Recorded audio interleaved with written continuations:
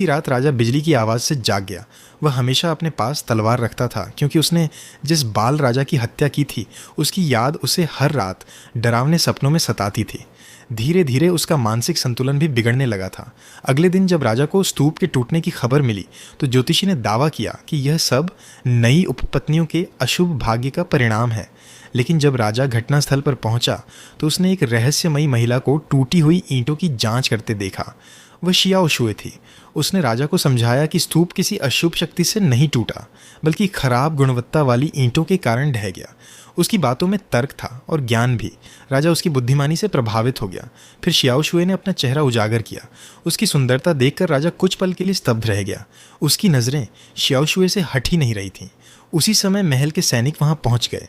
मुख्य रानी को पता चल गया था कि शियाओ शुए बिना अनुमति महल से बाहर आई है। महल के नियमों के अनुसार ये एक गंभीर अपराध था और इसकी सज़ा मौत भी हो सकती थी। राजा खुलकर उसे बचा नहीं सकता था, लेकिन वह इतनी सुंदर और बुद्धिमान स्त्री को मरने भी नहीं देना चाहता था।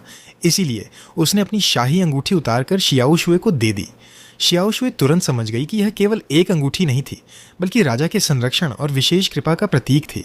अब उसकी किस्मत बदलने वाली थी क्योंकि पहली बार उसने राजा का ध्यान पूरी तरह अपनी ओर खींच लिया था।